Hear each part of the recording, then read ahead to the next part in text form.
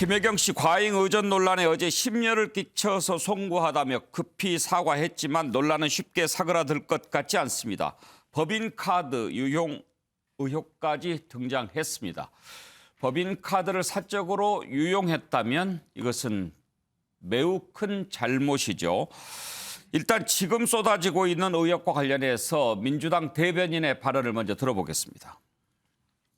실질적으로 의약품에 대한 대리 수령은 우리가 확인한 바로는 네. 없었던 것으로, 그리고 후보와 배우자께서도 직접 관여한 부분은 아니지만, 그렇지만 공가사를 명료하게 가리지 못했던 부분에 대해서는 큰 틀에서 입장문을 좀 냈다, 이렇게 보시면 될 것 같고요. 잠시만요. 네. 그 약 대리 수령 부분은 사실은 의료법 위반이기 때문에 이게 좀 심각한 문제가 있는 부분인데 그런 일은 없었다라는 말씀이세요? 네.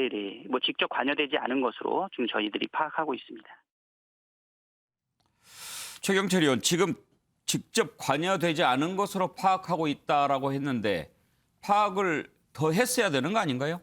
네, 그건 당 차원에서도 계속 파악하고 있겠죠. 지금 갑자기 전모가 드러날 수는 없으니 계속 파악하고 있을 것이고, 무엇보다도 경기도에서 재빨리 진상 파악을 하셔야 됩니다. 경기도에서 모든 것을 다 알고 있으니 그 진상 파악 결과를 빨리 민주당에 통보하고, 그리고 국민의힘에서도 여러 가지 의혹을 제기하고 있으니 그 부분에 대해서도 해명해야 하는 것이, 경기도가 지금 빨리 법인카드 사용 의혹이라든가, 그리고 경기도 의무실에서도 여러 가지 약 처방 관련 의혹이 있다고 하지 않습니까? 빨리 국민적 의혹이니 빨리 해소하는 것이 맞다고 생각합니다. 지금 나오고 있는 의혹, 논란 이런 것들이 어떤 것들입니까? 좀 정리를 해 주시죠.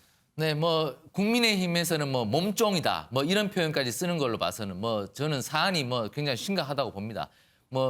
지방자치단체의 장에 부인이 여러 가지로 사적인 업무를 공무원들에게 시켰다고 하는 것에 대해서 많은 문제 제기가 있었습니다. 얼마 전 오거돈 전 부산시장이 부인이 민간 자신이 사적으로 미술관에 구경 가는데 거기 관용차가 동원이 됐고 이런 부분들이 아주 많았습니다. 근데 그 이후로 행자부 차원에서 굉장히 규제를 가했습니다. 사적으로는 어떤 것도 공무원을 이용해서는 안 되고, 그리고 차량도 이용해서는 안 된다고 이런 지침이 있었는데, 지금 김혜경 씨 같은 경우는 공무원이 김혜경 씨의 사적 심부름을 하였다.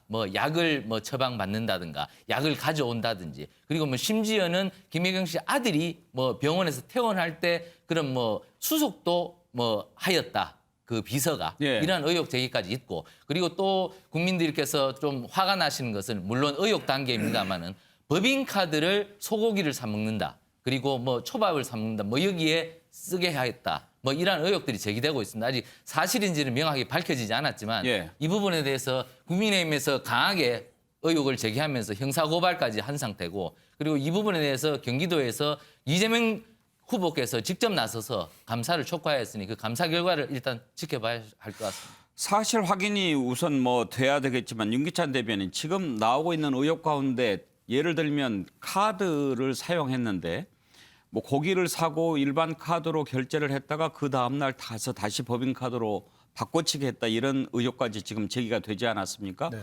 만약에 이런 부분이 사실이라면 이거는 황제 의전 논란이라고 지금 국민의힘이 이름을 붙였던데, 그런 논란 차원하고는 좀 다르지 않나요? 위법 불법이죠. 그러니까 그 의혹이 사실이라면 횡령죄에 해당하는 겁니다. 예를 들면 지금 제기된 의혹이 이런 거거든요. 보통 이제 마트 가서 고기를 사잖아요. 근데 이것은 식당에 가서 고기를 삽니다. 식당에 가서 고기를 사는데 저희가 추측컨대는 왜 그랬냐 그러면 이제 공금 카드를, 경기도 그 업무 추진비 카드를 쓸 수 있는 것이 사실은 마트에서는 이제 못 쓰죠. 식당에서 12시 정도 식사할 때 쓰거든요. 그러니까 고기를 식당에서 샀나요? 식당에서 산 겁니다. 그러니까 식당에서 먼저 고기를 삽니다. 개인 카드로 결제를 해요. 그다음에 다음 날이든지 이렇게 12시쯤 와가지고 업무 추진비 쓴 것처럼 다시 개인 카드를 취소하고 업무용 카드 결제 다시 합니다. 그러니까 결국 뭐냐면 업무용 카드를 쓸 수 있는 곳을 선택을 해서 거기서 고기를 사고 우선 개인 카드로 한 다음에 와서 업무상 쓴 것처럼 카드를 취소하면서 업무 카드 다시 결제한다는 것이죠. 속칭 카드깡 같은 카드깡이죠, 일종의. 카드깡을 했다는 것인데 그 의혹이 사실이라 그러면 사실은 이것은 있을 수 없는 일이죠. 이거 의전 차원하고는 좀 다른 거죠. 그리고 그 했다는 것이 5급 공무원의 7급 공무원 어떤 개인의 결단이나 의사결정이라고 보기 상당히 어렵습니다, 이게.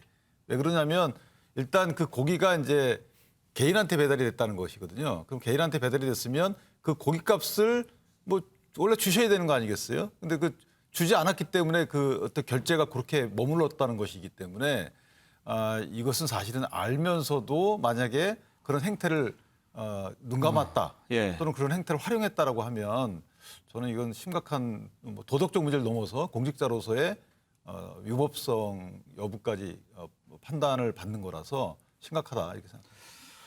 그런데 이제 김종욱 특보 문제는 현재까지 밝혀지기로는 그러니까 이제 그 5급 사무관 배모 씨가 다 내 잘못이다 이렇게 지금 고백하고 글을 올렸지 않습니까? 네.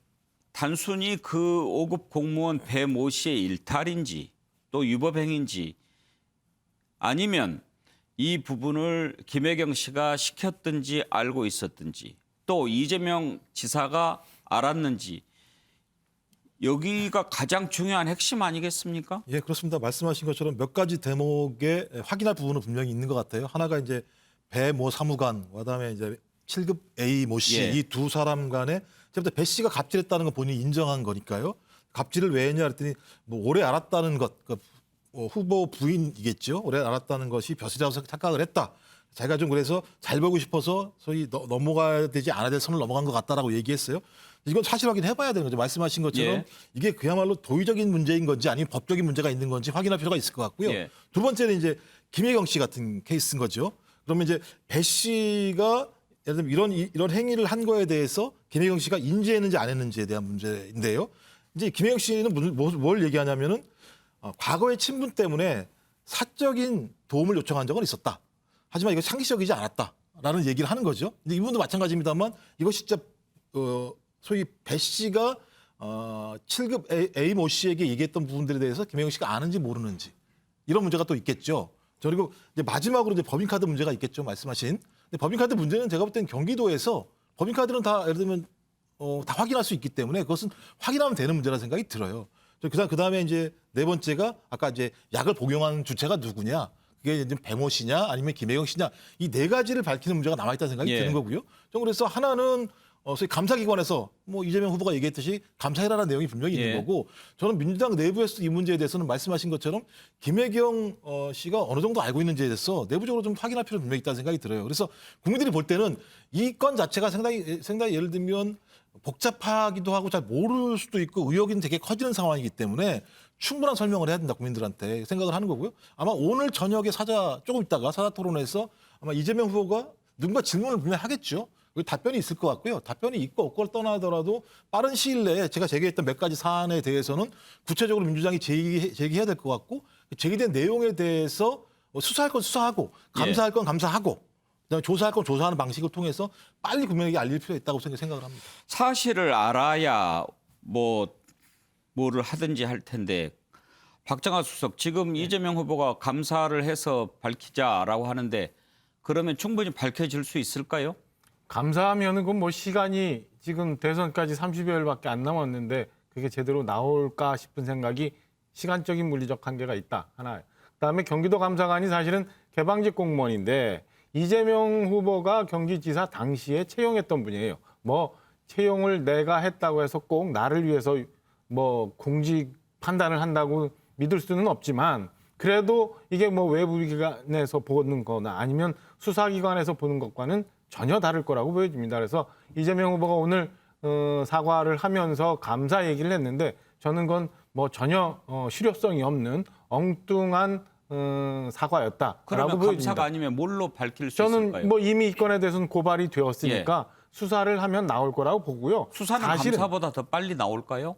저는 뭐 이게 사실은 그 크게 어려운 부분이 아닐 거라고 봅니다. 그러니까 법인카드 사용 내역에 대해서는 금방 다 보관하고 있으니까 나올 거고 김혜경 씨가 그 약을 복용을 했는지 안 했는지 전후에 처방받았던 거를 확인해 보면 저는 뭐 금방 나올 수 있다고 보여지거든요. 그러니까 뭐 민주당에서 지금 뭐 확인할 방법이 없다라고 얘기는 합니다만은 그래도 저는 뭐 선거를 이렇게 닥쳐 있고 이게 표심에 굉장히 큰 영향을 주는 거라고 스스로 판단한다면 저는 사실관계를 분명히 얘기하는 게 옳은데 저희가 위기 관리하면서 가장 큰 문제점, 가장 큰 나쁜 게 거짓 해명이잖아요. 사실은 근데 어제 민주당이 했었던 해명이나 오늘 이재명 후보가 직접 했던 사과 역시 저는 뭐 진실과는 거리가 먼 거짓에 오히려 더 가까운 해명이라 국민적 의혹이 좀 더 커지고 있는 것 아닌가라는 생각입니다.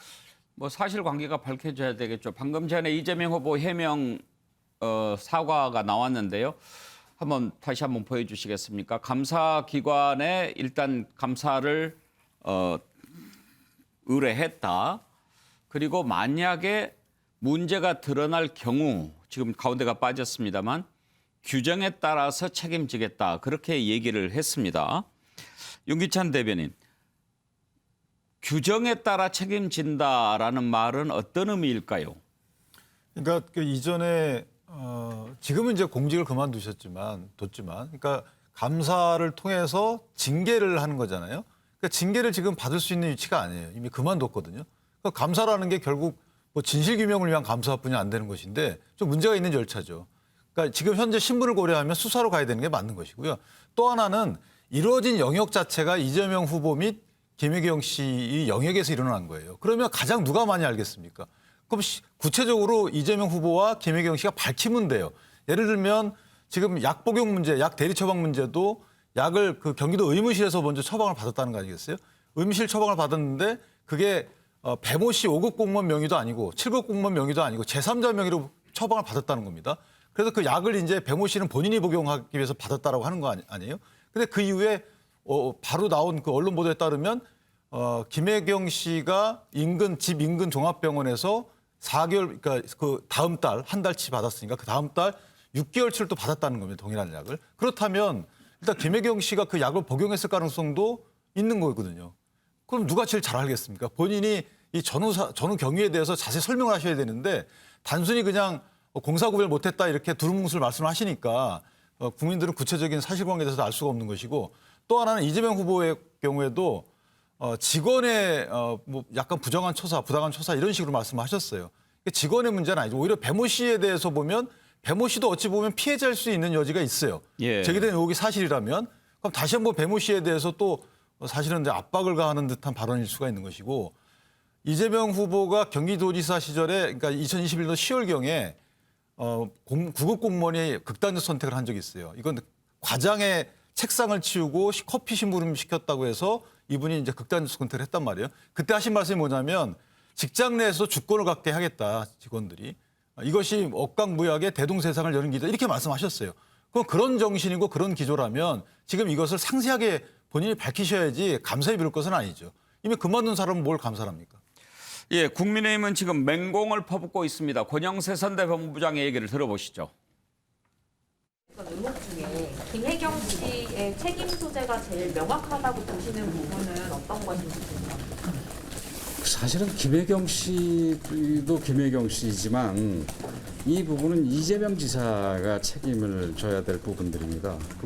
그 혜택은 김혜경 씨가 받았지만 이 배모 씨하고 A 씨 이런 사람들로 완전히 그 사인, 이 부인이면은 사인 아닙니까? 공무원이 아니고 그 사인을 위해서 이 봉사를 하는 그런 그 담당을 하는 공무원을 채용을 하는 거가 이재명 지사 혹은 이재명 시장 명의로 채용하는 게 아니겠습니까?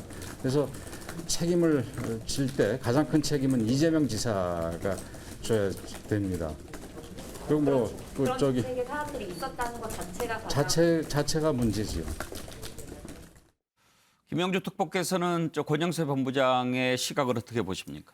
글쎄요, 어쨌든 큰 틀에서는 후보가 그 이재명 지사가 여러 가지 어떤 뭐 책임질 부분이 있다, 사람을 가려 쓰지 못했다라고 하는 측면이 있습니다만은 실제로 보면은 이제 이 사람이 그 지금 여러 가지 성남시로부터 인연을 맺었지 않습니까? 근 10년의 인연을 맺어서 총무과의 어떤 계약직으로 들어왔던 분이 지금 5급 사무관까지 돼 있는 상황에서 그러다 보니까 여러 가지 어떤 그동안의 어떤 적폐라고 할 수 있는 어른을 모집, 과거에는 또 관사라는 문화가 있었지 않습니까? 도지사 관사에서 그런 일들이 많이 있어 왔고 이제 이런 것들을 알게 모르게 좋든 나쁘든 배워하면서 이런 것들을 모셨다는 부분을 조금 철저하게 좀 정리하지 못했다라고 하는 책임이 있다고 보여지고요. 예. 또 특히나 김혜경 씨 같은 경우에도 여러 가지 어떤 뭐 여러 불편부당하게 어떤 뭐 관계나 자기가 말한 것처럼 일정 정도 일시적으로 그런 부탁을 할 수는 있었습니다만은 예컨대 아이의 퇴원을 대리수속하겠다, 문진표를 대리했다 이런 부분들은 굉장히 잘못된 부분이 있을 수 있기 때문에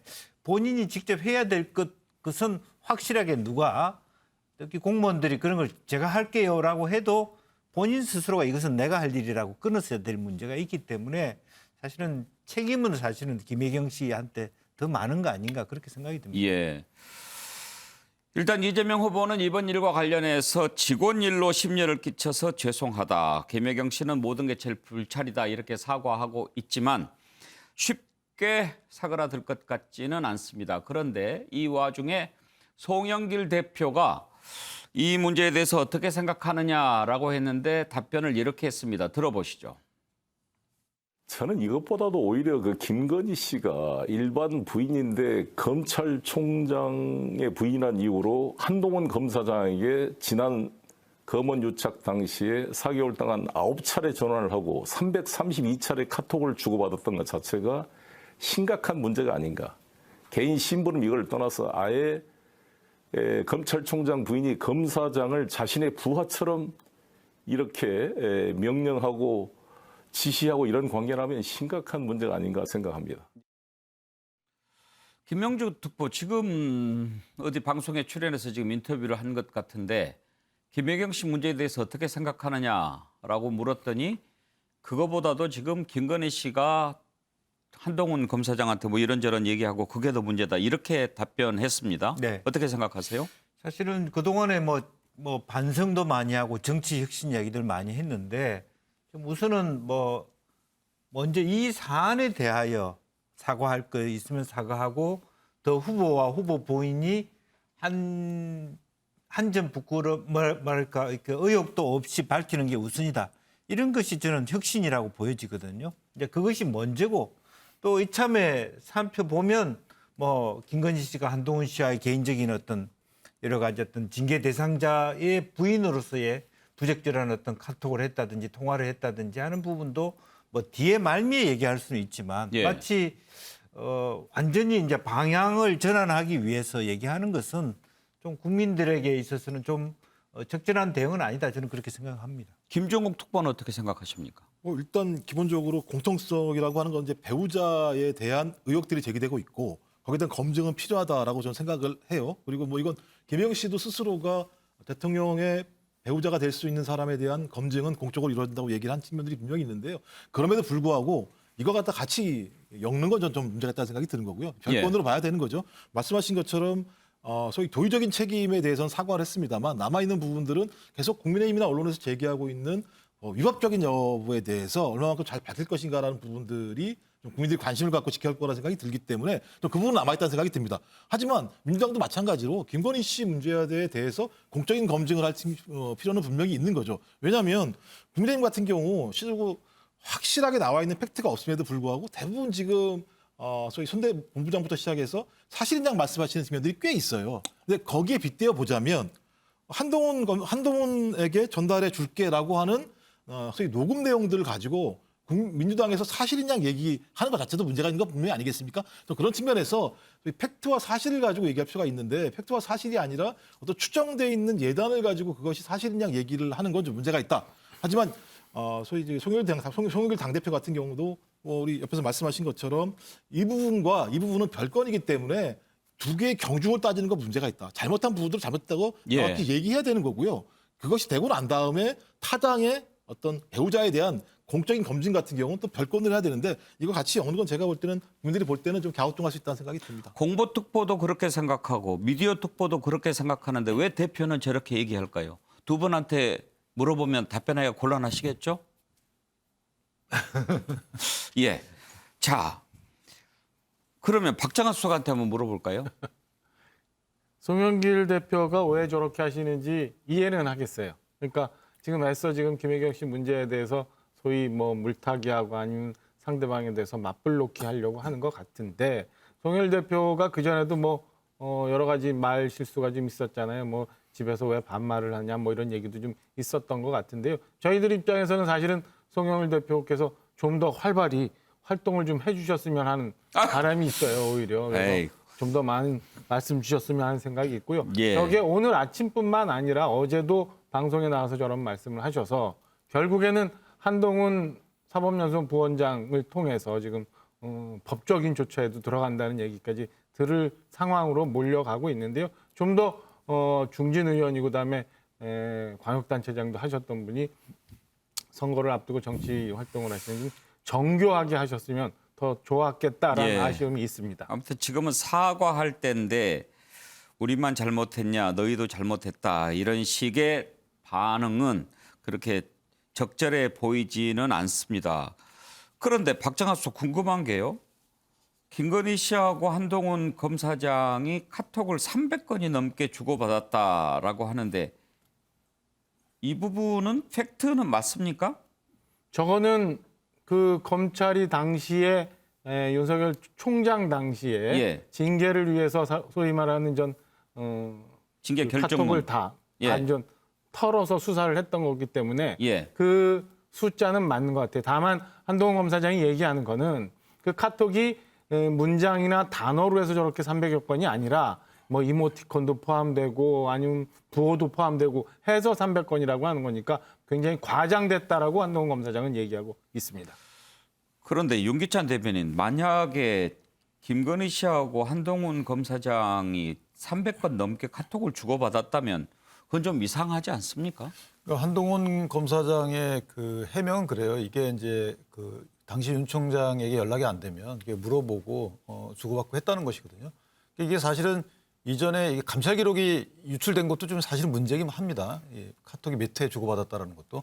그러니까 추미애 전 법무장관의 경우에도 윤석열 총장과 한동훈 그 검사장 간의 통화, 카톡 이런 걸 근거로 해서 고발 사주 이거 사전 모의했다 또 이렇게까지 했다가 이제 근거가 없는 걸로 지금 나오고 있는데 이것도 마찬가지입니다. 만약에 이례적으로 뭐 그렇게 이례적인 건 맞죠. 그 정도 통화 내용도 이제 수개월간 9번 했다는 거거든요. 통화 내용은 그렇게 많지는 않지만 카톡은 아마 통화하기 부담스러우니까 카톡을 많이 했겠죠. 예. 그렇게 이해할 수 있는데 어쨌든 이게 문제가 있으면 구체적으로 어떤 문제인지 구체적 사실관계를 들어서 좀 문제제기 의혹 제기를 해주면 거기에 대해서 뭐 수사를 하든 아니면 해명을 하든 할 텐데 그러니까 덮어놓고 저렇게 하시는 거는 조금 뜬금없다 싶고 이전에 보면 반발한다는 것 때문에 막 실권을 휘둘 것이다 막 이렇게 또 논리적 비약을 또 하셨단 말이죠. 그래서 저런 부분은 다선의 여당 대표 정치인으로서는 좀 격에 안 맞는 말씀이다. 예. 그나저나 최경철 의원 그 징계 결정문을 보면 2020년 2월 5일부터 4월 30일 그러니까 한 2, 3, 4 석 달 좀 못 되는 기간에 김건희 씨와 332회 카톡을 주고받았다고 한다면 적절해 보이지는 않죠. 그렇습니다. 오늘 지금 김혜경 씨에 대해서 많은 비난이 쏟아지는 것은 우리 공직자들이 공사 구분을 못하고 있다. 이 부분에 대해서 지금 국민들이 많이 분노하고 계시죠. 지금 그 김건희 씨와 한동훈 검사장이 사적인 관계가 있는 분도 아닐 텐데 결국엔 그 연결고리는 윤석열 후보가 있을 거란 말입니다. 윤석열 후보를 놓고 윤석열 후보의 부인과 그리고 한동훈 검사장이 4개월간 수백 차례 카톡을 했다는 것은 제가 볼 때는 그것은 공사 구분이 좀 덜 된 것이다. 이 부분에 대해서도 윤석열 후보는 조금 상황의 심각성을 인식하고 앞으로는 이래서는 안 되겠다는 것을 좀 의지를 다져야 합니다. 이게 자꾸만 이렇게 가서는 공사 구분이 정말 안 되고 앞으로 국정에 큰 책임을 맡았을 때 또다시 사고가 발생할 수가 있습니다. 그러니까 이 사안을 갖다가 아주 크게 보고 앞으로는 다시는 이런 일이 없도록 그 김건희 씨한테 좀 주의를 주셨으면 하는 것이 국민의 바람일 겁니다. 예. 그러니까 지금 이게 좀 고민스러운 대목은 뭐냐면요. 그러니까 이 자체에도 문제가 있습니다만 그 이후에 아까 말씀드렸던 제가 볼 때 녹음 내용이에요. 그러니까 한동훈에게 전달해 줄게라고 얘기를 했었는데 검찰총장이었을 당시에 검찰총장의 부인이 4개월 동안 9차례 통화를 했고 332차례 카카오톡을 할 이유가 분명히 없는데 그런 일을 했다라고 하는 것은 무슨 예를 들면 어떤 일이 있지 않았겠냐라고 우리는 이제 의문을 품을 수밖에 없는 거고 그 이후에 퇴직 이후에도 녹음 통화 내용, 그 기자와의 통화 내용에서 한동훈에게 전달해 줄게라고 얘기했을 때는 그런 관계들이 계속 지속돼 왔지 않겠냐 하고 하는 남들의 의혹이 분명히 있는 거죠. 그래서 그런 부분들이 존재하기 때문에 그 부분에 대해서 명확히 밝힐 필요가 있다는 생각이 들기 때문에 저는 마찬가지예요. 그러니까 한동훈 검사장에 대한 해명에 대해서 존중하는 것처럼 마찬가지로 저는 예를 들면 이재명 후보와 김혜경 씨가 얘기한 부분과 관련해서 사실이 아닌 부분에 대해서는 우리가 나중에라도 검증할 필요가 있습니다만 얘기한 내용까지 사실이 아닐 수도 있다라고 규정하는 건 제가 볼 때 문제가 있다고 생각이 들어요. 만약에 김영주 특보 사실로 일부 밝혀지게 된다면 네. 후보와 배우자가 어떻게 해야 온당한 처사라고 생각하십니까? 실제로 그러면 이제 왜 그런 그 통화가 이루어졌고 어떤 내용이 있었는지를 아니. 네. 이재명 후보 얘기입니다. 아, 이재명 후보가 예, 이재명 후보와 아. 부인 김혜경 씨 관련된 부분들이 네. 지금 뭐 감사 얘기도 하고 뭐 수사 얘기도 하는데 어찌됐든 뭐 좀 취재도 있을 거고 네. 밝혀진다면 네. 어떻게 하는 게 옳다고 생각하십니까? 그렇습니다. 지금 현재로서는 이제 제일 첫 번째 단계는 지금이라도 모든 의혹이 될 만한 어차피 수사를 받게 될 것 같으면 특히 약을 판 부분이라든 것은 더 구체적인 어떤 설명이 있어야 될 것 같고 그런 범법적인 어떤 영역이 들어갈 수 있는 부분은 미리 내가 스스로 범법을 저질렀다라고 하는 부분은 먼저 하는 것이 그 설레고 그리고 예. 그다음에 여러 가지 어떤 후보자 부인과 후보에 대한 부분들은 여러 가지 당의 의견을 다시 물어봐야 되는 용태의 문제까지 가야 될 부분도 있을 수 있겠다는 생각이 듭니다. 예. 자, 이 김혜경 씨를 둘러싼 논란이 단순히 김혜경 씨 문제만이 아니고 김건희 씨에게도 이렇게 또 영향을 미치고 있습니다. 이 내용 살펴보죠. 그동안 김건희 씨 뭐 포털의 프로필도 수정하고 또 이런저런 모습을 보이면서 이제 등판이 임박했구나 그런 모습 포착이 됐는데 오히려 이번 김혜경 씨 둘러싼 논란으로 시기를 좀 늦춰야 되는 게 아닌가 그런 고민 국민의힘에서 나오고 있는 것 같습니다. 이준석 대표 얘기를 한번 들어볼까요?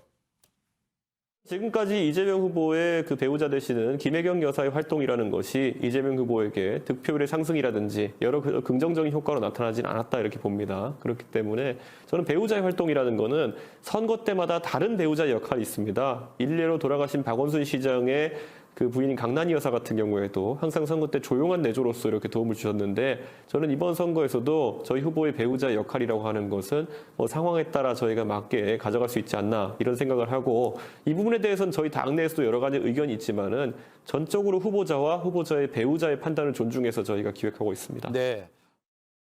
최경철 의원 생각하시기에 오히려 이번 사건이 김건희 씨 등판 더 당길 수 있을까요? 아니면 좀 더 뒤로 빠지게 할 수 있을까요? 어느 쪽으로 영향이 갈 것 같습니까? 저는 뭐 등판을 더 미루거나 그러면 아예 마지막 투표일까지 안 나올 수도 있다. 저는 이렇게 봅니다. 이게 사실 김건희 씨 같은 경우는 지금 장모가 여전히 또 재판 중이고 자신에 대해서 여러 가지 의혹이 있기 때문에 결국 김혜경 씨와 오버랩되면 오버랩될수록 또 문제가 불거지게 돼 있거든요. 그렇기 때문에 윤석열 후보가 마지막까지 등판을 안 시킬 수도 있다. 그리고 지금까지도 김건희 씨 여러 논란이 있었지만 김건희 씨 등판 안 하고도 윤석열 후보가 뭐 아주 내려갔던 지지율에서 많이 끌어올렸거든요. 스스로 지지율을. 그렇기 때문에 김건희 씨가 나오는 것보다는 나오지 않는 것이 오히려 유리하다고 판단을 할 것으로 저는 봅니다.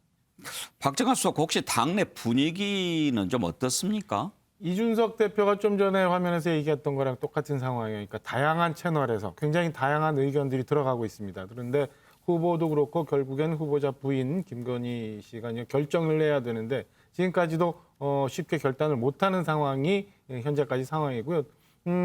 김건희 씨 등판과 관련해서는 뭐 여러 가지 얘기가 있습니다만 불확실성이 여전하고 두 번째는 사실은 건강이 좋지는 않은 것 같아요. 그래서 쉽게 결론을 낼 수 있는 상황은 아니다라는 말씀을 좀 더불어 드립니다. 예. 그런데 김영주 특보. 네.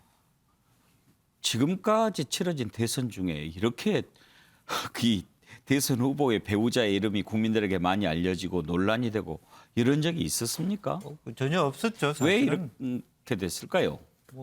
실제로 뭐 대통령이 되고 난 다음에 여러 가지 영부인의 행실에 대해서 여러 가지 문제가 됐는데 대선 전에 이렇게 된 적은 없었습니다. 그러니까 어떤 면에서는 전체적으로 이번 대선이 큰 뭐 빅픽처라든지 어떤 국민들을 전체 끌고 갈 수 있는 의제가 없고 그러다 보니까 자꾸 마이크로한 측면에서 부딪히게 되고 공약들도 아주 미세한 거 사실 구의원들이 할 만한 공약까지를 다 대선 후보 하다 보니까 사실은 포지티브한 영역보다 네거티브한 영역으로 승패를 가르는 그런 경쟁이 돼버렸습니다. 예. 그리고 또 하나는 호감도보다는 비호감도가 많은 여야 후보들이 모이다 보니까 그런 것들이 더 증폭되는 부분이고 그래서 실질적으로 이런 측면들이 뭐 어쨌든 국민들 눈높이에 모자라는 그런 대선이 되고 있다라고 보여지고요. 또 실제적으로 최근에 들어서는 여러 가지 SNS 활동이라든지 말하자면 조사하면 다 나오는 그런 상황이 되지 않았습니까? 옛날에는 그냥 손편지 쓰고 지워버리면 되는 건데 예. 이제는 뭐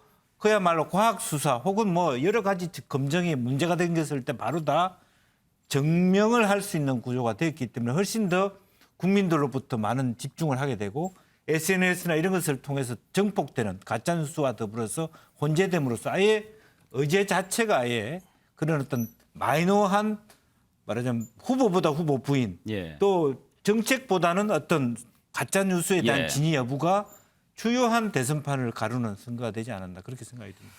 네. 자, 배우자 논란 짚어봤습니다. 다음으로 넘어가죠.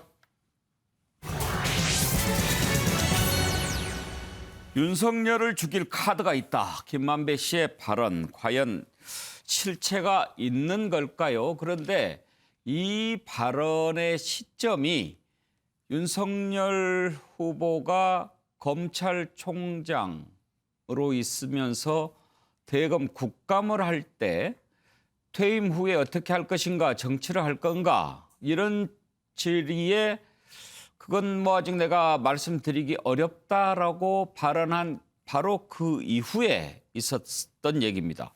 그래서 이게 과연 무슨 의미가 있는 걸까 궁금한데요. 그때 당시 상황으로 한번 돌아가 보겠습니다. 향후 거취에 대해서 뭐 이렇게 얘기하는 것도 적절하지 않습니다. 다만 퇴임하고 나면 우리 사회에 많은 혜택을 받은 사람이기 때문에 우리 사회와 국민들을 위해서 어떻게 봉사할지 그런 방법은 좀 천천히 퇴임하고 나서 한번 생각해 보겠습니다. 지금은 제가 그래서 그거는 뭐 제가 지금 말씀드리기 어렵습니다. 네. 김종옥 특보 지금 저 발언을 한 이후에 정영학 회계사와 김만배 씨 간에 그 오고 간 얘기 아닙니까? 네, 그렇습니다. 그러니까 거기 뭐 얘기를 들어보면 정신없지 않으셨나요? 윤석열 특검부터 해가지고 특검이 아니라 그 국감 그 얘기를 하니까 윤석열이는 형이 가지고 있는 카드면 죽어. 그렇게 얘기를 했단 말이에요. 네, 그렇습니다. 그러니까 임조 같은 경우는 뭐 대장동 문제가 나오기 한참 전 상황이고요. 2020년 상황이니까요. 그리고 윤석열 후보가 정치하겠다 안 하겠다라고 하는 입장을 밝히지 않았고 뭐 세간에서 정치할 수도 있지 않겠냐라는 얘기가 나오는 상황인데 김만배 씨가 얘기한 내용들을 보면 그런 거죠. 윤석열이는 김만배 형이 가지고 있는 카드면 죽어. 지금은 아니지만 지금은 아니라는 얘기는 뭐냐면 만약에 윤석열 후보가 정치를 하게 된다면이라고 저는 해석이 돼요. 이 부분 관련해서. 근데 형은 그 계통이 안 나서라고 해. 그 계통은 정치겠죠. 그렇다면 이 카드가 뭐냐 이런 문제인 건데 그렇다면 정치 영역에서 윤석열 후보가 나오게 된다면 정치를 하지 못할 수도 있는 어떤 내용이 본인이 가지고 있어라고 해석할 수 있는 건데요. 예. 근데 이 부분도 마찬가지지만 앞뒤 맥락을 보게 되면 내용이 안 나와 있어서 소위 추정할 수밖에 없는 그래서 또 예단이 될 수밖에 없는 측면들이 분명히 있지만 많은 예측들은 그런 거죠. 하나는 뭐냐면 2019년도 4월 달에 소위 이제 그 김만배 씨의 누나가 예. 이제 윤 후보 아버님의 집을 금매물로 산 케이스가 있는데 이게 쉽지 않다. 그렇다면 이 내용일 수도 있지 않겠는가라고 하는 추론이 하나 있고 두 번째가 이제 부산저축은행 이게 대장동과 연결된 문제인 건데요. 이게 뭐냐면 이제 대장동 민간 사업자에게 1,155억 정도의 불법 대출 알선을 조모 씨가 하는데 이 조모 씨에 대해서 부실 수사를 했다라고 하는 의혹이에요. 근데 당시 주인 검사가 지금 윤석열 후보였었고 그다음에 이 조 씨 변호인이었던 윤석열 씨와 친분이 있는 조 씨의 변호사가 이제 박영수 전 특검이었고 근데 이 박영수 특검을 연결해 준 사람이 조 씨에게 연결해 준 사람이 김만배 씨고 이런 관계들이 분명히 있기 때문에 이 과정에 대해서 김만배 씨가 좀 잘 알고 있지 않을까라고 하는 측면 그렇다면 두 개겠죠. 그 김만배 씨 누나가 집을 사는 과정에서 어떤 특혜를 줬다거나 아니면 대장동 문제와 관련된 어떤 민간 사업자의 대출 수사와 관련된 문제 두 문제가 아니겠느냐. 지금 이건 그냥 다 추정입니다. 예. 확인되지 않은 상황입니다만 이 내용이기 때문에 이 내용에 대해서 왜 검찰이 녹취록을 알고 있음에도 불구하고 수사를 안 한 건지 아니면 수사가 된 건지 이 부분에 대해서 좀 밝히게 되면 예. 이 부분은 제가 볼 때 금방 뭐 예를 들어 국민의힘 같은 경우는 뭐 과장된 거라고 말씀하시니 검찰에서 이 부분에 설명을 하면 저는 쉽게 해결된 문제인 거고 만약에 더 큰 것이 있다고 얘기한다면 김한배 씨가 얘기했던 것처럼 제가 볼 때는 카드가 될 수 있는 거겠죠. 그러면 이와 관련된 여야 의원들의 얘기를 좀 듣고 이어가 보겠습니다. 김만배 씨가 이런 말을 하게 된 상황을 보자면 예컨대 수사기관의 강압에 의한 것도 아니고 그리고 자기가 위기를 타개해 보려고 언론 플레이를 한 것도 아닙니다. 자기랑 친한 사람과 아주 자연스러운 대화 과정에서 내가 가지고 있는 카드면 윤석열을 죽어라는 이야기를 했다는 겁니다. 네.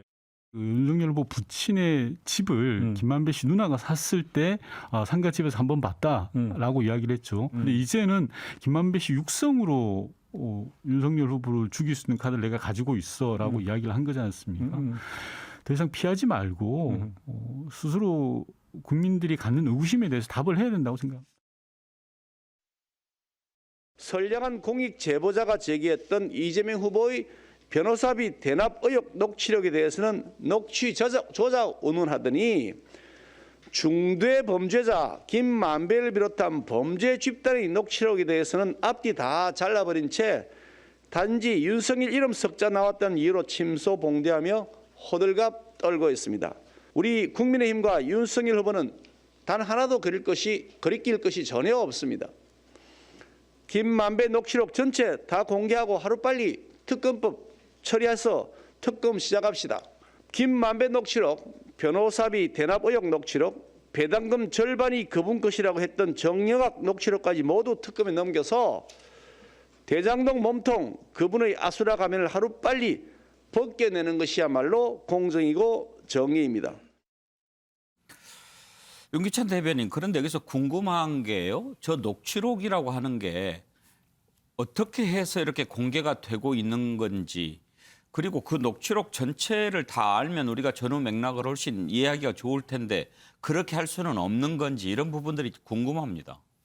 그러니까 저게 지금 만약에 수사 기록에 편철이 돼서 그것이 법원에 제출이 됐다 그러면 변호인이 복사를 할 수 있습니다. 예. 아마 그러니까 변호인이 열람등사한 기록이 유출될 수도 있는 거고 또는 뭐 검찰이 유출할 수도 있는 거고 유출 경로는 뭐 다양합니다만은 일단 문제는 뭐냐면 이렇게 단순하게 내가 가진 카드면 뭐 누군 죽는다라는 것 같고 상당히 다양한 해석이 나오는데 사실은 이와 비슷한 것도 있었어요. 이전에 기억하시는지 모르겠지만 김만배 씨가 정영학 씨하고 녹취하는 과정에서 최윤길 씨가 어차피 최윤길 성남시의회 의장이었던 사람 그 사람이 이재명 시장과 협상해야 된다 이런 단어도 나온단 말이죠. 거기에 대해서는 국민의힘에서는 절대 공세를 안 했어요. 무슨 내용인지 모르기 때문에 협상을 했는지 어떤 내용의 협상인지 이런 것들에 대해서 사실은 궁금하거든요. 근데 그에 대해서는 전혀 정치적 공세를 안 했습니다만은 지금 이 사건도 마찬가지입니다.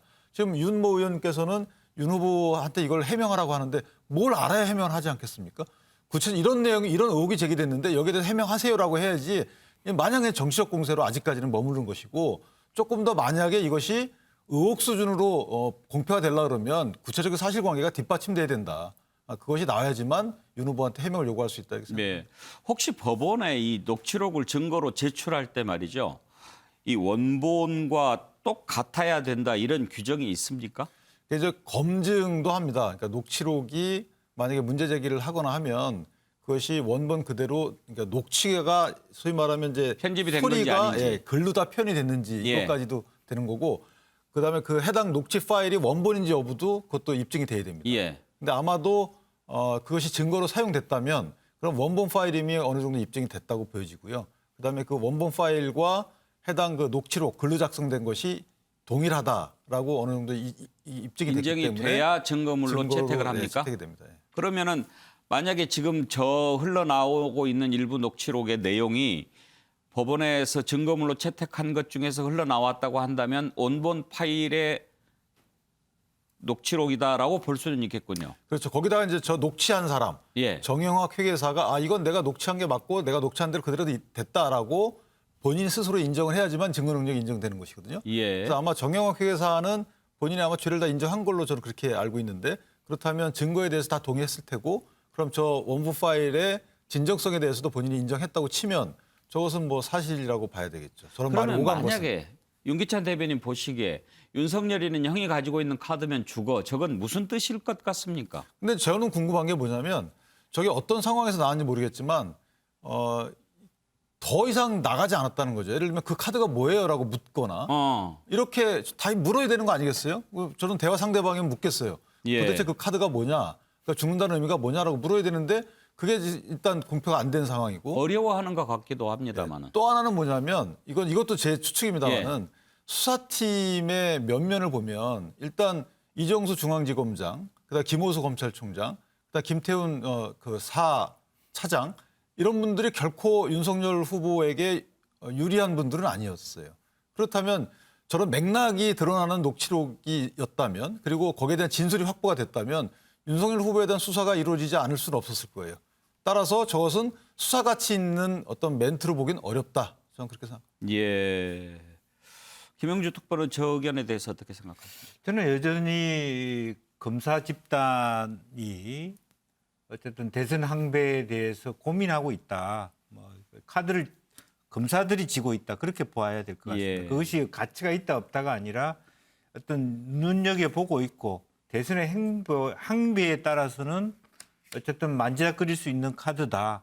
그렇게 볼 수 있고 그런 의미에서 여야 모두 모든 후보와 연관되어 있는 사건에 대해서 검찰이 거의 같은 수준으로 말하자면 액션을 취하지 않고 있지 않느냐. 저는 그렇게 보여집니다. 예. 자, 이제 이런저런 논란과 의혹 속에 오늘 밤 있을 TV 토론이 과연 순수한 정책 토론 이루어질 수 있을지 정말 궁금한데요. 자, 오늘 밤 있을 TV 토론 한번 전망해 보겠습니다. 주제를 4개로 나눠서 한다고 하지요. 그런데 부동산, 외교 안보, 일자리 성장, 자유 주제 여기에서 부동산 분명히 대장동 의혹이 매우 주제가 되지 않겠습니까? 초반부터 치열한 공방이 예상이 되는데요. 민주당과 국민의힘 입장을 한번 들어보겠습니다. 누가 더 일 잘할 후보인지, 누가 더 잘 정책적으로 준비되어 있는 후보인지를 보여주겠다. 이런 목표를 가지고 TV 토론을 준비하고 있습니다. 또 국민들이 궁금해하고 계시는 대장동, 또 성남FC, 불법 변호사비, 대납 의혹 이런 것들에 대해서 국민들께서 생각할 수 있는 기회를 드리는 시간으로 그런 기회로 활용하고자 준비하고 있습니다. 박장하 수석 대장동 관련해서 준비하고 있겠죠? 네, 많이 준비를 하신 걸로 알고 있습니다. 예. 근데 이제 뭐 아쉬운 거는 사자 토론이다 보니까 과연 얼마나 어디까지 할 수 있을지 한계는 좀 있을 것 같아요. 예. 혹시 그 지금 있는 김혜경 씨 관련 의혹이 이 4가지 주제 안에 들어간다고 볼 수 있을까요?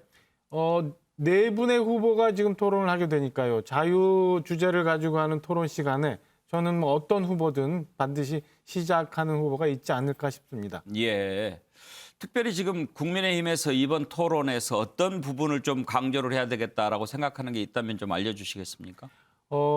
사실은 이제 양자 토론이 있었으면 지금 뭐 우리 이양수 석 대변인이 얘기했던 것처럼 대장동이나 최근 문제가 되고 있는 성남 FC 등등에서 조목조목 깊게 논의를 할 텐데요. 그게 사실은 이제 기회가 없어진 상황이니까 사자 토론입니다만 그동안 그래도 이재명 후보가 국민들 앞에 겉으로 당신께서 말씀하셨던 것과 실 내용이 어떻게 되는지 그리고 국민들이 제일 궁금해하고 있는 최근에 이런저런 이재명 후보를 둘러싼 여러 가지 문제에 대해서 아마 준비됐던 것들 통해서 그래도 어느 정도 해명이 되고 해소가 되고 국민들이 이런 의혹이 진짜 있었구나라고 환기할 수 있는 그런 토론을 아마 윤석열 후보가 유도해내지 않을까라고 예상을 하고 있습니다.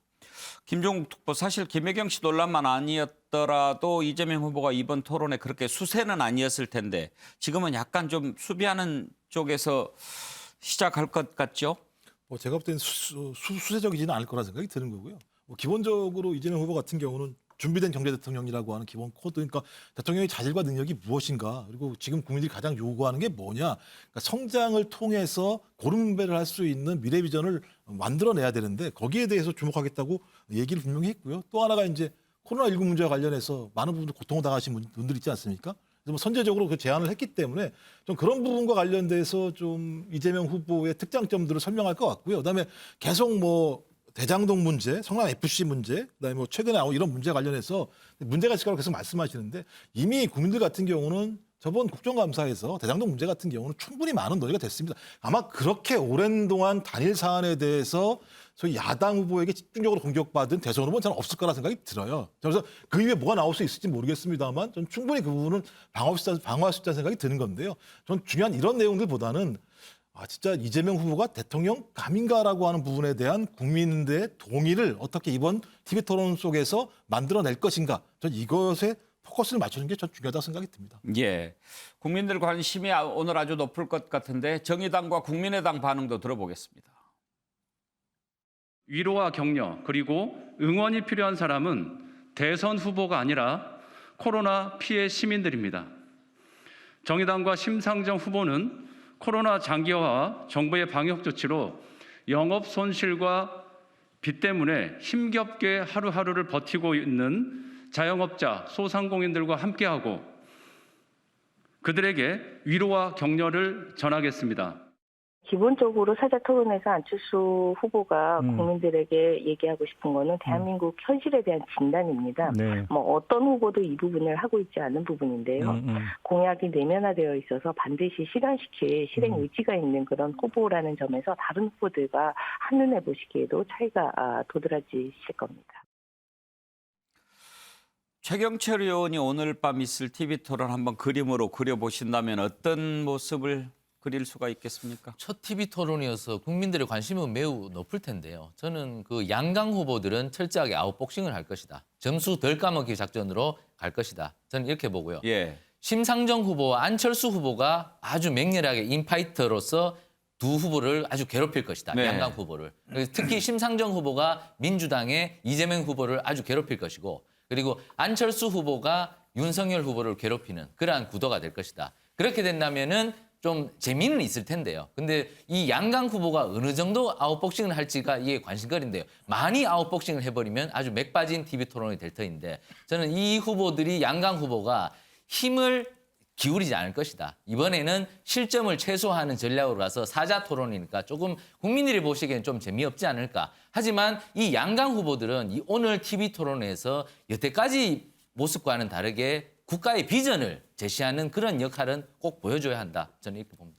그런데 우리가 갖고 있는 이미지가 이재명 후보나 윤석열 후보나 다 아웃복스 스타일은 아니잖아요. 그러니까 아무리 박태석 코치가 아웃복싱으로 해라고 해도 이 타고난 인파이터의 본능을 감출 수 있을까요? 타고난 인파이터가 이재명 후보가 더 인파이터인데 오늘 김혜경 씨 악재를 만나서 오늘 굉장히 시종일관 조금 고개를 숙이는 입장을 보일 것이다. 이 달변을 하면은 말이 많아지면은 교만하다는 생각이 들거든요. 그렇기 때문에 최대한 말을 절제하면서 정말 치고 나갈 때만 치고 나가고 전반적으로 수세적인 모습을 보이면서 고개를 숙일 것이다. 그리고 윤석열 후보는 대장동 의혹 이런 부분에 대해서는 공격을 하겠지만 전반적으로는 좀 신중한 모습, 특히 말 실수를 최소화하는 그 부분에 주력할 것으로 보입니다.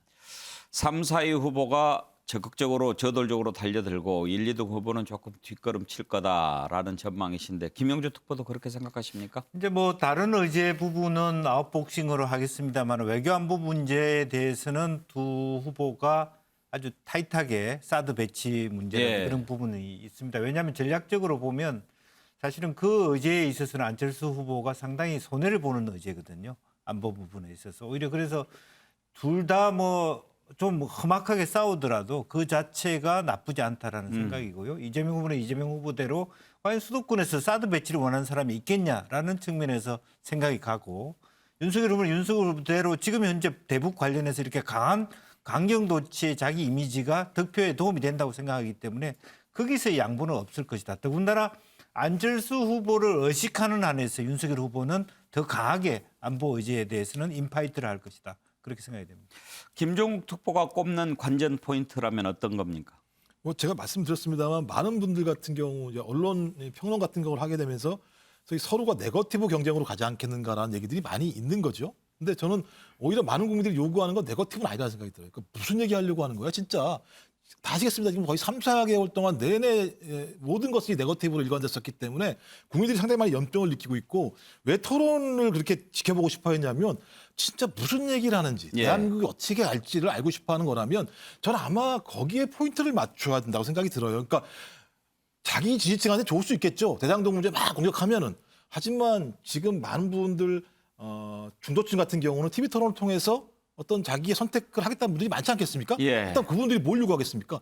야, 앞으로 세상이 좋아지는 거야? 누가 돼야 좋아지는 거야? 이런 건데 거기에 포인트를 맞추지 못하고 자기 지지층에게만 열광할 수 있게 한다? 저는 그건 제가 볼 때는 어떤 실전 포인트이기 때문에 저는 좀 이재명 후보 같은 경우는 좀 나비처럼 날아서 벌처럼 쏘는 이런 전략을 했으면 좋겠다 이런 생각을 하게 됩니다.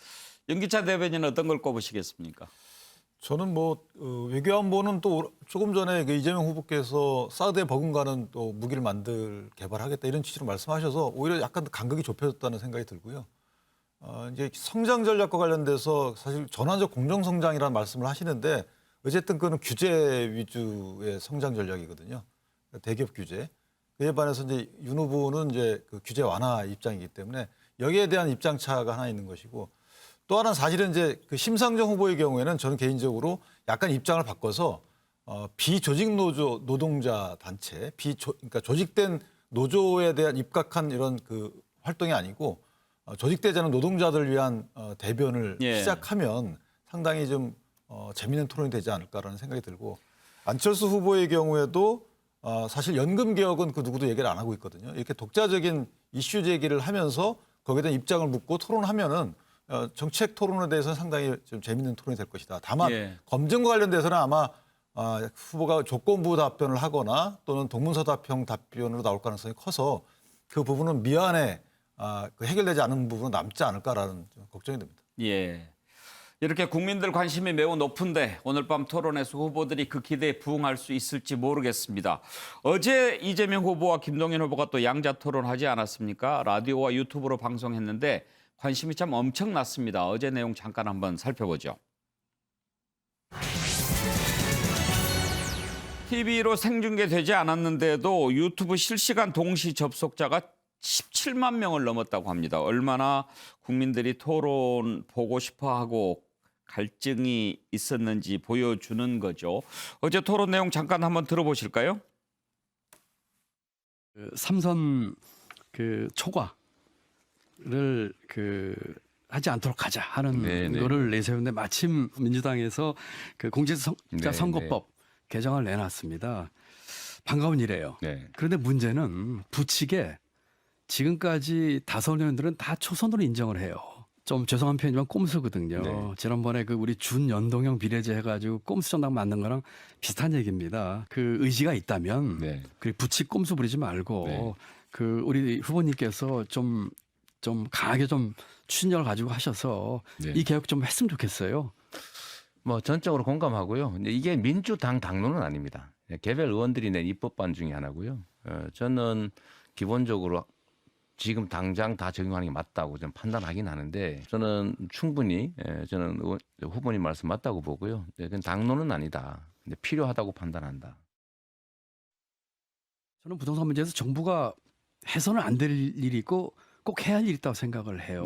정부가 부동산 대책에서 하지 말아야 할 일 중에 두 가지 중에 하나는 정치 이념이 들어가는 거. 그렇죠. 두 번째는 시장과의 소통입니다. 시장을 힘으로 이기려고 해서는 안 됩니다. 정책이 이념화되면 안 된다. 저는 100% 동의해요. 시장과 소통해야 된다. 너무 당연합니다. 그러니까 시장을 이기는 정부도 없고 또 그렇다고 정부를 이기는 시장도 없다. 결국은 상호 의존적이고 협력적일 수밖에 없다. 근데 이게 이제 어긋나면 이제 시장 실패로 귀결이 되거나 아니면 정부의 무리가 발생하겠죠. 그 점도 동의합니다. 그 측면에서 지금 이제 공급이 부족하다고 시장이 이제 신호를 보내면 공급을 늘려야 되는데 수요를 억제하려고 이제 세제나 금융이나 이런 억압 조치를 취하니까 시장이 이제 왜곡되는 거죠. 근데 그게 좀 문제의 출발점이었다고 생각해요. 김영주 후보 1, 2위를 다투는 후보와 지지율이 아주 낮은 그런 후보 간의 토론인데도 불구하고 국민들의 관심이 엄청나게 높았어요. 왜 그랬을까요? 뭐 두 가지 의미가 있겠죠. 실제적으로 보면은 이제 정책적인 역량에서 어떤 면에서는 이제 김동연 후보는 경제 전문가 아닙니까? 이제 경제 전문가에 대하여 어느 정도 이재명 후보가 거의 대등소이한 어떤 경륜과 예. 내용을 가질 수 있느냐 하는 부분이 있고 어떤 접점이 있느냐 하는 측면이 있고 또 하나는 이 두 사람이 상당히 상호 보완적인 측면들이 없잖아 있기 때문에 예.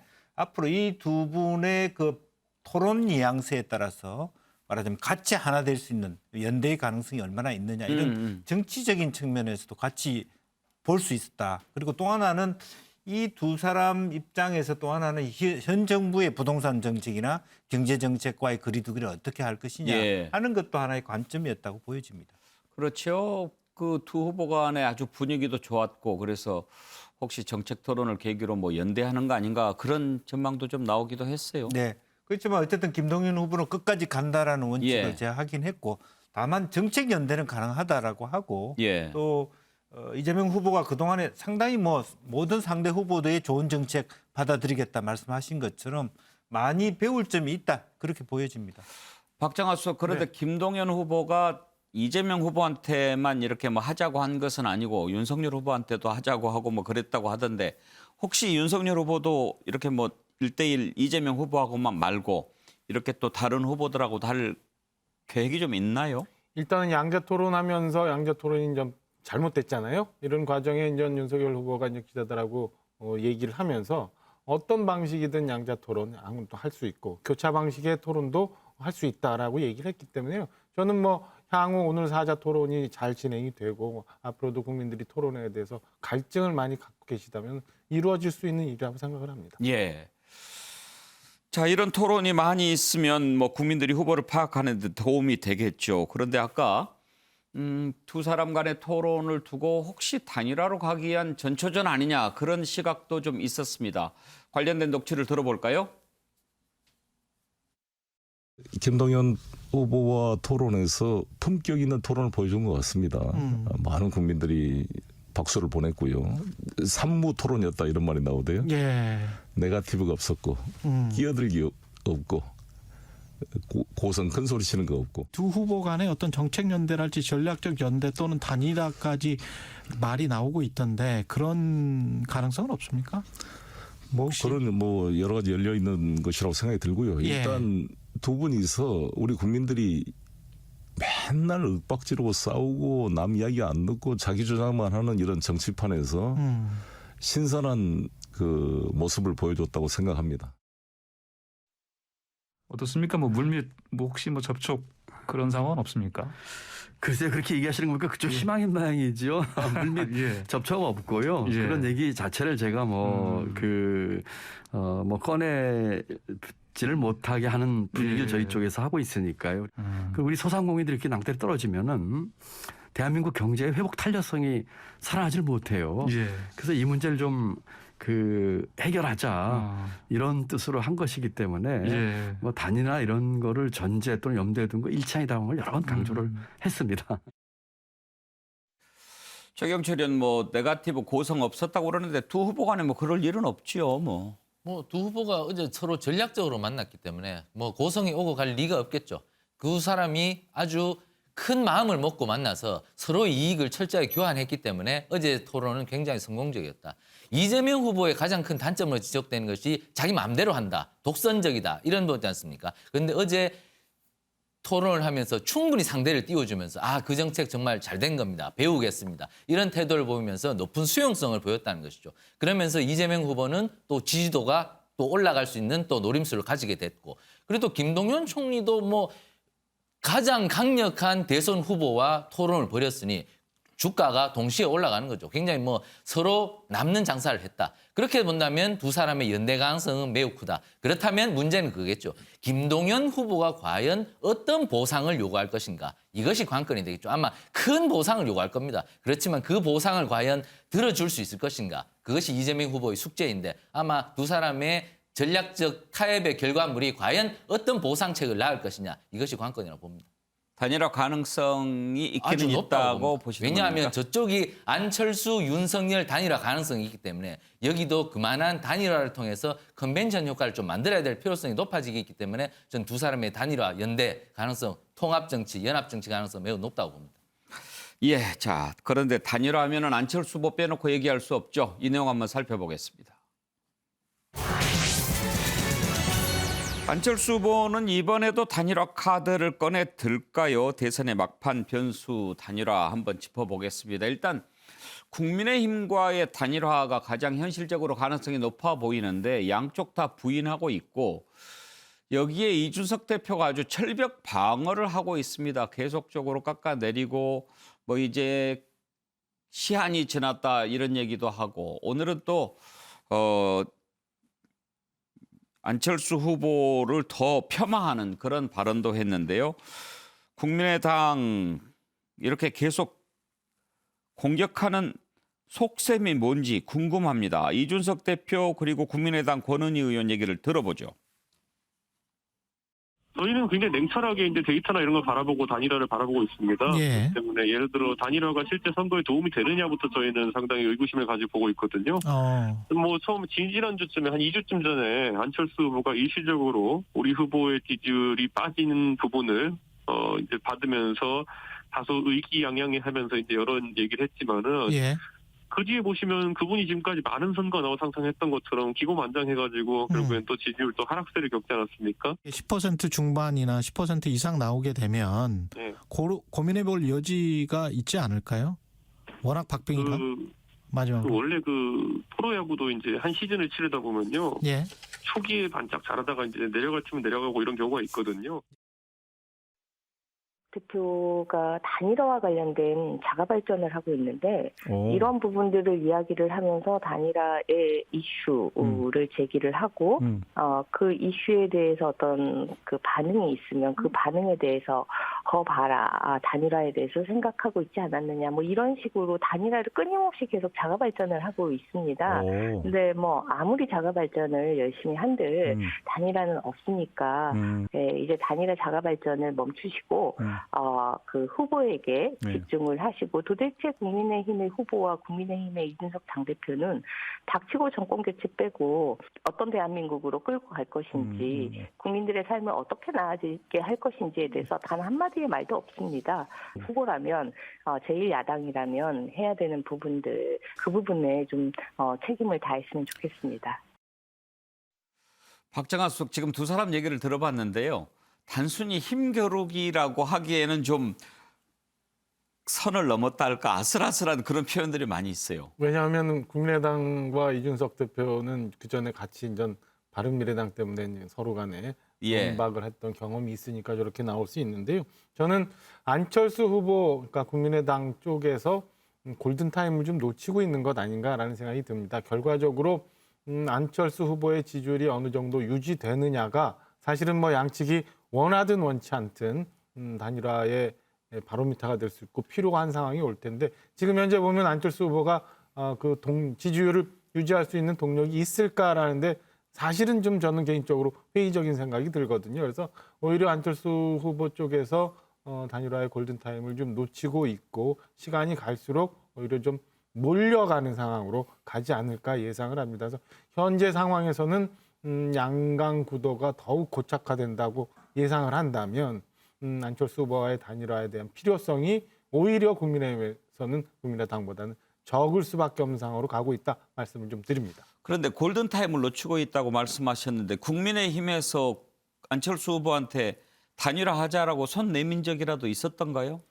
그런 적은 없었죠. 그런 적은 없었는데 안철수 후보가 이제 지난 작년 4월 7일 전 재보선 있으면서부터 정권 교체에 대해서 이제 얘기를 하셨어요. 그리고 합당 얘기까지도 했는데 만약에 본인의 지지율이 굉장히 높은 상황, 뭐 두 자릿수 넘어서 15%, 17%까지도 갔는데 그때 당시에 소위 뭐 이제 단일화 얘기를 하면서 국민의힘의 윤석열 후보 측에 오파를 했다면 오히려 지금보다 훨씬 큰 당신이 표현했으니까 속값이 더 훨씬 높은 상황에서 단일화를 추진할 수 있지 않았을까라는 생각이 좀 듭니다. 예.